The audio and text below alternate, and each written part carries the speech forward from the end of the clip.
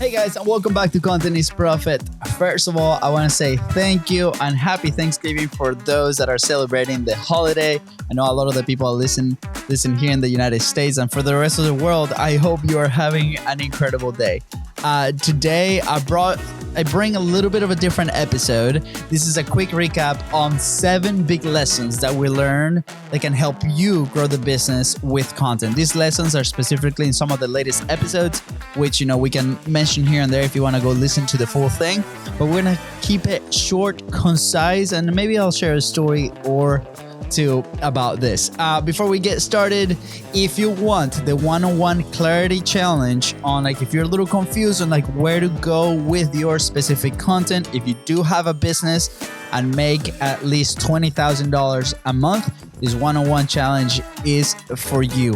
We're gonna pinpoint a strategy that leads directly to sales. Go to bizpro.co/monetize. This is completely free. 5-day challenge. And also, if you want to be part of the community, you can go to businesscreator.club, where we have a ton of resources. We meet every Thursday on a open Q&A session where we collaborate and we bring a bunch of ideas in the community. Again, businesscreator.club. All right, let's get to the episode. So, lesson number 1, your content is a pipeline platform, not just a funnel. All right. So leverage your content to create a pipeline platform, which we talked about many, many times here in the show, that fosters high trust, one-on-one conversations that lead to sales and client acquisition rather than focusing on large scale funnels. Okay. So this is how we were able to monetize our show right off the bat. I think it was episode 7 that we were able to connect with somebody in our show by complete accident that led to our first big production deal. It turned out to be a 6-figure deal. Initially, when we first closed it, it was a 3-month deal. But we're like, wow, light bulb idea. The show is the platform where we can meet, we can create actionable content for the audience that we're building, because we had 0 audience back then, if you remember those episodes. But also that relationship becomes a source of an opportunity. And how we approach that is, hey, we would love to collaborate with you. And then on the next conversation, we're like, hey, maybe this product is a good choice for you. Maybe you know somebody that needs the product that we're offering. Maybe, you had an incredible experience and we stay in touch for future reference. And a good example here is one of our latest clients, which they have about 20 million downloads in their podcast, probably one of the top shows in business in the world. Came because of this process. Somebody that engaged with us, and 2 years later, we were able to reconnect, and now we're working together. So change your point of view with the content. Yes, it is going to help an audience, but initially, if you are doing collaborative content where you create with somebody else, and that could be a vlog, that could be a blog, that could be a podcast, that could be short form, that could be Instagram live conversations with somebody else, keep in mind that that person can be a source of opportunity. There is a way that you can tackle those conversations in a very good way that is not salesy, because we've been on the other side. We've been on shows that their sole purpose is to sell you their product. This is not what we're talking about here. Here we're talking about investing in that relationship, so then it could be a mutually beneficial relationship on the business side. So if you want to listen more in detail, episode 693, how can you monetize faster? There we go. All right. Lesson number 2, your why must be clear. All right. So before you start creating any content, you must clearly define its purpose and how it directly connects your business goals. Just creating is not enough. So and again, this is feedback from a lot of years trying to do this. And believe me, we started with the goal not clear, and we've been revisited this every single year. It's like, what is our goal? How can we do this? And the times and the years and the months that we don't do it, we don't see the result on the other end. So that's how we landed as, okay, the podcast, instead of lead gen for a period of time when, episodes 200 to 400, which was that idea. We had no idea what type of lead we needed, what type of customer we were helping. There was no clarity. And hence, it was a very slow for us to be able to transform into that. So we came back to, okay, let's focus really on the relationship. But if you are, and just earlier today, I was working on some research for YouTube for one of our customers, they have a very clear goal. They have a very clear customer that they're helping. Yesterday, me and Fonzie met for 6 hours to deep dive in like who is the actual person that we're helping, because you're gonna see something down the line that is really interesting. So, I guess the advantage of just creating is gonna unlock the creativity, right? Like if let's say you're not very clear on that one person that you're helping, you must have a theory on who that person is and start creating with that in mind. But then you're going to get feedback either from the audience or conversations that you're having leading to your product. And then those conversations are actually going to give you specific feedback on like what to continue to create. So feedback loop, just make sure that we do this. We talk about this in more in depth. Episode 692, why most people create content for the wrong reasons and what you can do instead. Ooh. All right. Number 3, content is fuel, not the spark. This is what I mean by that. Your show should be the fuel that amplifies and supports your existing business model, not the entire spark you depend on to start your growth. So this comes from a lot of people coming to our studio and they just want to create content and then create the business. And this is like typical influencer thing, because we do consume a ton of content where we are there and we're like, well, this creator, now his videos are going viral and now he's selling a product. He is an affiliate. He's doing all these things because of the content. And again, yes, that does happen, but keep in mind, those creators have been creating for a long, long time without having a business. So they might have a job and then they start this part-time and then, they dedicate their soul. They are actual creators and they improve their content so their content becomes a product and then they can do the business. Most of us entrepreneurs and business people already have a product, already have a service, already have something that is adding value to somebody else. And then we're trying to create the content to drive traffic to that. If you are in this position, you're probably in one of the best positions to start the business because you have resources that you can start assigning to your content process, whether that is creation, whether that is production, whether that is ideation, distribution. Like, how do we connect the content to like how we monetize? How are we selling this thing? Because you're already selling the thing. We just need to figure out now the attention part. And that could be organic, that could be paid. There's 1,000 ways and tactics that you can do that. But number one is like, how can we stay consistent so we can fuel the business? So if you're starting to create and you're on those two, if you don't have a business, then you're in the business of a creator. Just make sure that you manage your resources correctly if you have no idea. And that process of creation can help you identify what product to create. But if you are on the other side of the spectrum and you're a full business, this is great because now you can use those resources to create a very targeted message, different formats. That could be YouTube, that could be a podcast, to drive traffic into your product. You can listen more in episode 691, Why Your Content is Growing with Seth. That was a rerun that we did. And he is Alex Hormozi, producer. This guy just sold 1 million copies of his book in one weekend. If you don't believe me, go check it out. All right, number 4, focus on the right data. Success in content creation isn't just about vanity metrics like the downloads. You must focus on the data points that directly indicate business growth, client engagement, and profit. So on this one, gonna be completely honest, for the first like 400 episodes, hold on, excuse me. All right, this weather here in Florida is like, 100 degrees one day and then it's like 32 degrees the next. So it got me going. But anyways, back to the data. To be completely honest, for the first like 100 episodes, we saw no data on podcasts. And it's because we were solely focusing on like, can we be consistent? Before that, we tried like 3 years to create content. Nothing was consistent. We didn't get any results. Like, can we create content consistently with people that can drive our business? So our data point there was, how many quality guests are we having? Yes, we know the content is going to get better. It sucked at first. Like, we're trying to get better. But our data point is like, is that person a good fit, not only for the content, but also for referrals in the future, for goodwill, for status in our industry, for maybe a customer down the road, right? Now, if you are tackling the content with the eyes of like, this content, if somebody sees it, and then that leads to an email list or that leads to more business, perfect. We have to be started looking at data. For example, on YouTube, people see the thumbnail. What's the click-through rate? Are they like, if they click the thumbnail and they watch the video, awesome. When they get to see the video, like how long are they watching?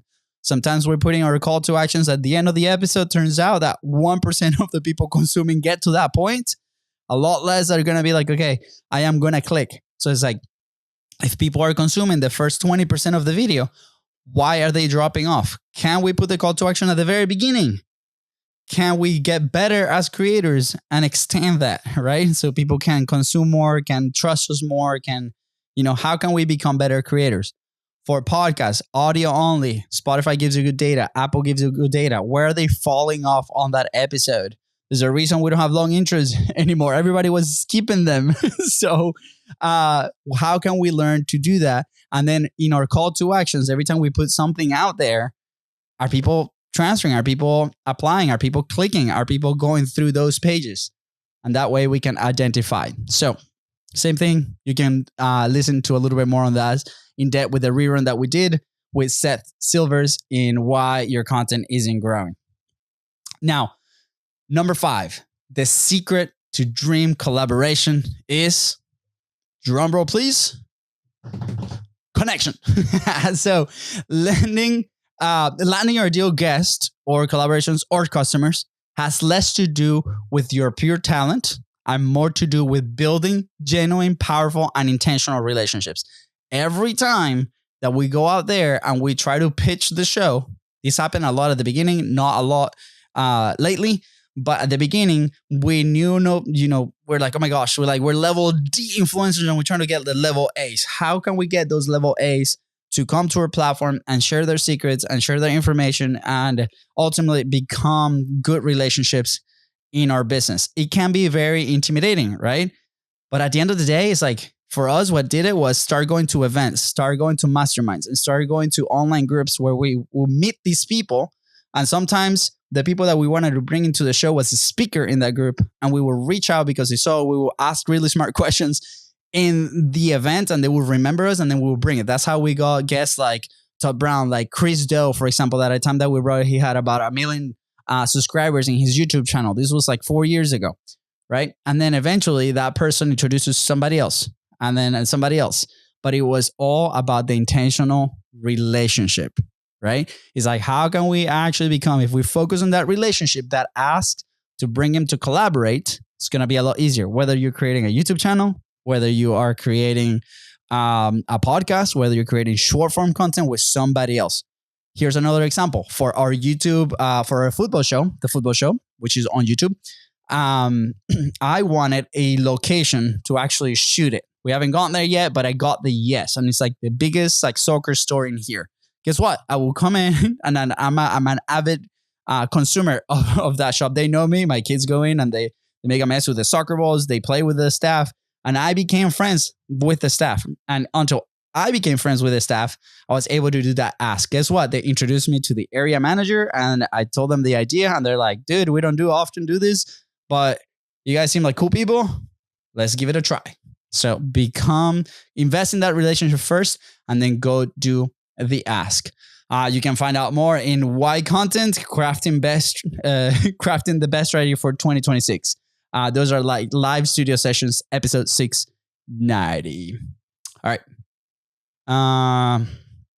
Let's see. Number 6, prioritize business clarity and alignment. So this obviously has to do with a little bit of what we talked earlier, but take time away from production or the production hustle, how you want to call it, to ensure that you and your business partner, whoever is creating with you, are aligned on the business, are aligned on the things that you're selling, are aligned on the future vision. And this clarity it's like ultimately so important and is the key to avoid overwhelm and confusion in the future. Literally, like me and Fonzie just met a couple of days ago to go do this. Like, turns out that he had a different vision of what he wants to do. And we came out with like, okay, what's the hypothesis? Like, how can we test this out, right? On my side, I feel very comfortable creating a certain way. It's like, can we get to a middle ground where if we're both creating for that, can we do it, right? What does that look like? Make sure that you yourself, or like if it's just you, perfectly, it's your vision. But when you have a team, you're gonna have to share that. They're gonna bring you data, right? Go back to the data. Like, is it actually working, right? I think a huge indicator too is like, do you enjoy doing it? Do you actually enjoy doing these things, right? Make sure you take that into accountability. And if it's clear, the whole process is going to be a lot better.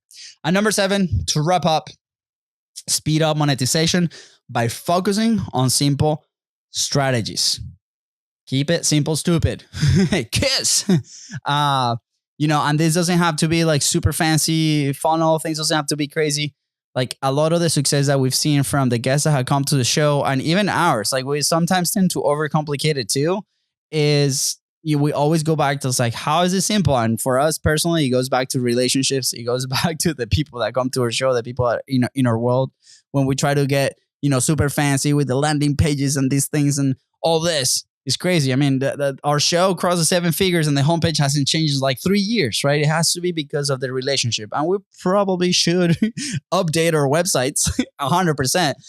But that's not my point. It's like, I see a lot of distraction with the people that come in the studio, or the people that are starting out in the community, where it's like, I need to build like this funnel, or I need to have this website, or I need to do this. And they overthink their content over and over because they're overthinking their processes or their pages. So like, focus on actionable, low tech, one-to-one strategies that help you get paid and gain client quickly. Like, for example, the tiny challenge. Shout out to Fonzie and Richmond, which was an episode, right? Which is super simple to follow. Go listen to that episode. He gives you the entire roadmap with Richmond Din, right? A good example is like, okay, let's do. If you go to bistros.co/monetize, you will experience this. You will see the tiny challenge in action. It's like, day 1, we help you. Day 2, we help you. Day 3, we help you. Day 4, we help you. Day 5, we help you, right? You get a solution. And then there is an invitation to work together, but you come out with a solution. It's like, are you actually helping your people? At the end of the day, I think it's Frank Kern. If you don't know him, go check him out. We haven't had it as a guest yet. We haven't been brave enough to go ask him. But I remember one of his actual webinars was like, how to help people by actually telling them, like, how do you help people? He was asking to his audience or the webinar. It's like, how do you actually help your audience? How do you help people? And it's like, you actually help them. You give them the solution to the problem that they have. And I was like, mind blown. We're like, okay, I know these people like teaching. It's like, well, do this webinar and do this thing and do this presentation and tease them and just give them a little bit so they can pay for the rest. Dude, like, people are going to find answers on YouTube. They're going to find answers on Google. They're going to have answers on AI. Like, information is accessible today more than anything. So like, help them, like actually solve their problem. Can we do that, right? If you do that, then you're going to have a path to move forward. If you don't want to do challenges, awesome. Well, does your lead magnet solve the problem, right? It doesn't matter if it's a Google Doc. It doesn't matter if it's like a voice note. Is it actually helping the person that is asking the question? And that's how you start building trust and rapport, and you can move them forward in your process, right? So that's from the episode, how you can monetize faster with or without an audience. All right, so that brings us to the end of this episode and the 7 lessons from, I guess, like a few of the latest episodes that we've published. But with that, I want to say thank you so much. Happy Thanksgiving. And I'll see you on the next episode. Stay tuned, because on the next one, I will go over like why I decided to go vlog with my family and lessons. And we did it at Disney with 1,000 people around. And like, I will walk you through the fear that I had when doing this, even though we've had almost 700 episodes here on the podcast. And I create content like in the studio today. This was a really eye-opening experience that I know most of you are experiencing today with other types of content. So I really wanted to go do that and document. And then we have Shannon, who's coming on the next few episodes. She started a hot dog cart here in Florida and started documenting her experience a few months ago. In just a few months, she's gotten to 76,000 subscribers, which is crazy to me. So cool. And her story is so cool. And she was super open about how she did the whole thing. So anyways, stay tuned for those interviews. They're coming soon. And with that, guys, thank you so much. And I'll see you on the next episode. Take care.